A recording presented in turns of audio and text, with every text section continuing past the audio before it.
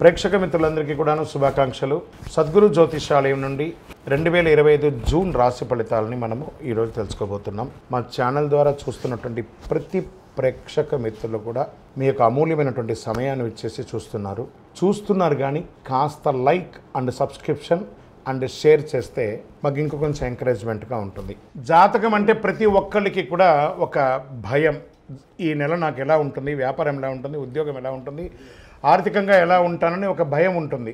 దాన్ని తీసేయడం కోసమే ఈ యొక్క నెలవారీ గోచార గ్రహస్థితులు.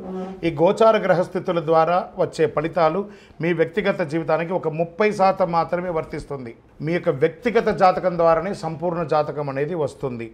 మళ్ళీ చెప్తున్నాను, జాతకం అనేది పడుతున్న వర్షానికి ఒక గొడుగు మాత్రమే, కానీ జాతకం జీవితం కాదు.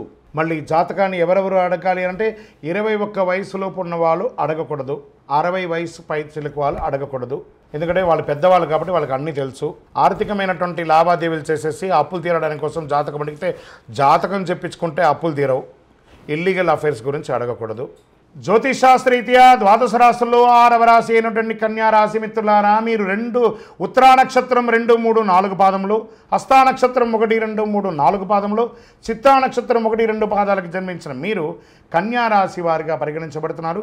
ఈ నెల మీకు శుభాశుభ ఫలితాలు ఎలా ఉన్నాయంటే, గోచార గ్రహస్థితులను బట్టి షష్టమంలో రాహు, సప్తమంలో శని, అష్టమంలో శుక్రుడు, భాగ్యస్థానంలో బుధుడు, దశమంలో గురువు, రవి బుధుడు ఉన్నారు, కుజుడు ఉన్నాడు, వ్యయంలో కేతు ఉన్నాడు.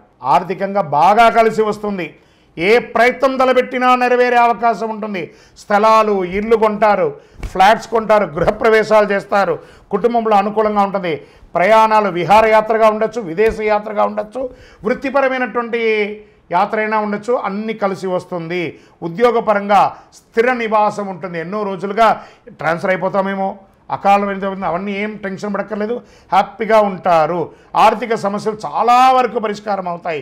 నిరుద్యోగులకి కాకుండా ఉద్యోగులకు కూడా విదేశాల నుంచి ఆఫర్లు వస్తాయి. ఉద్యోగుల మార్పు కోసం ప్రయత్నించే వారికి ఈ నెల ఆఖరి 3వ వారం ప్రయత్నం చేయొచ్చు. కుటుంబంలో శుభ కార్యక్రమాలు చేసే అవకాశాలు ఉన్నాయి. బంధుమిత్రుల రాక మంచి ఉంటుంది. వ్యాపారాల్లో లాభాలు అంచనాలకు మించి ఉంటుంది. కొత్త వ్యాపార ఒప్పందాలు కూడా చేసుకుంటారు. మీ వ్యాపార భాగస్వామితో, వినియోగదారులతో మంచి బాండేజ్ ఏర్పడుతుంది. పిల్లలు ఆశించే విధంగా వృద్ధి చెందుతారు. విద్యార్థులు, సినిమా రంగం వారికి, సంగీత కళాకారులకి ఇది చాలా యోగం. సమాజంలో ఉన్నత స్థితి వారితో కలుస్తారు. ఇక్కడ మాత్రమే ఒక చిన్నది ఉంది. కన్యారాశి వారు పరపురుష పరస్త్రీ వ్యామోహం వచ్చే అవకాశం ఉంది. జాగ్రత్త పడండి. ఇంటిలో అమూల్యమైనటువంటి వస్తువులు కొంటారు. వాహనం కొనే అవకాశం ఉంది. సోలార్ సంబంధించినటువంటి వ్యాపారాలు బాగా కలిసి వస్తుంది. ఇండస్ట్రీ వాళ్ళకి చాలా బాగుంటుంది. విద్యార్థులకి మంచి అవకాశం.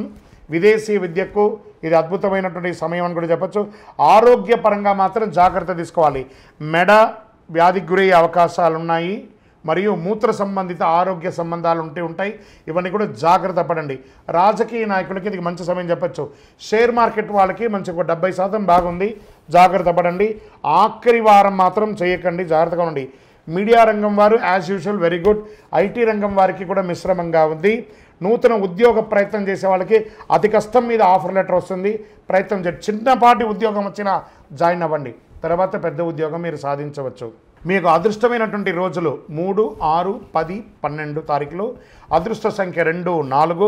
చంద్రాష్టమం ఈ నెల 20వ తారీఖున 9:45 రాత్రి నుండి 22వ తారీఖున 11:03 రాత్రి వరకు చంద్రాష్టమం ఉంటుంది. 2.5 రోజులు చాలా జాగ్రత్తగా ఉండండి.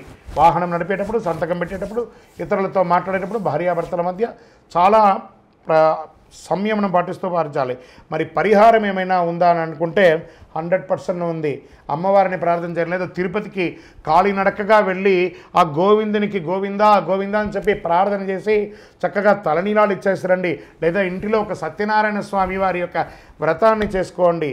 మీ కులదైవంకి మీ వయస్సు ఎంత ఉందో అన్ని దీపాలు వెలిగించండి.